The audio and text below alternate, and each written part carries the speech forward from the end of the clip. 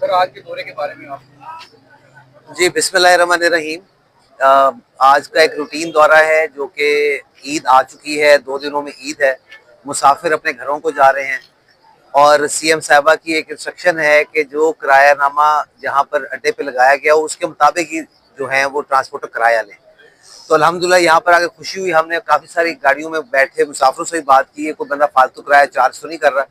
तो मुझे जानकर बहुत खुशी हुई कि ट्रांसपोर्टर भाई जो हैं वो हमारे साथ ताउन कर रहे हैं और अल्हम्दुलिल्लाह यहाँ पे कोई फालतू किराया लोग चार्ज नहीं कर रहे।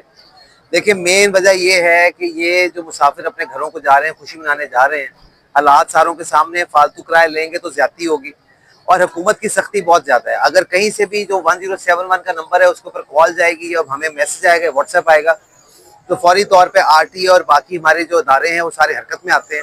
अब तक पंजाब के अंदर तकरीबन जो चेकिंग चल रही है उसके अंदर तकरीबन मेरा ख्याल है कि 35,000 गाड़ियों को हम जुर्माना कर चुके हैं, सिलसिली बात है कि फालतू किराया वो देते हैं।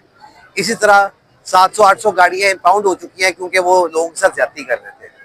काफी 2 मिलियन या 2.8 मिलियन के नजदीक जो हम लोगों को जुर्माने किए और तकरीबन 12 लाख के नजदीक लोगों के पैसे वापस कराए हैं। मकसद सिर्फ ये है कि लोगों को बताना कि हुकूमत जाग रही है और हुकूमत को अवाम का ख्याल है और हम नहीं चाहते कि ईद के इस मौके के ऊपर जब लोग खुशी मनाने अपने घरों में जा रहे हैं तो कोई भी उनका मुआशी इस्तेसाल करे।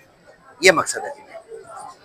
सर अभी जिस तरह इलेक्ट्रिक बसेस चल रही हैं तमाम पंजाब में चल रही हैं, पर जंग में शुरू हो गई तो अटक में कब शुरू होगी? जनाब इंशाल्लाह नवंबर दिसंबर से पहले, नवंबर दिसंबर तक इंशाल्लाह 26 बसें अटक को मिलेंगी। उसके लिए हम एक जो हमारा अड्डा बनना है उसी जगह भी ढूंढने के लिए आए हैं। आज डी साहब से बड़ी अच्छी मुलाकात भी हुई है, हमने डिस्कस भी किया है।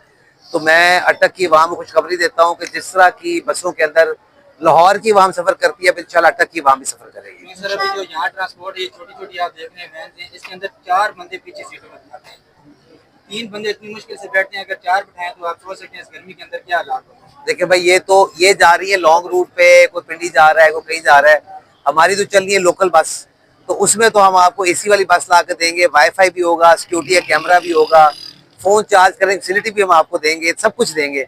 लेकिन लॉन्ग रूट बसों के लिए इंशाल्लाह हमारी कोशिश है, 1-2 कंपनियों ने इलेक्ट्रिक बसें शुरू भी की हैं अभी, आहिस्ता आहिस्ता वो भी आप देखेंगे कि सारी जगह पर इलेक्ट्रिक की आ जाएगी और बेहतर हो जाएगा निज़ाम। Thank you. Thank you.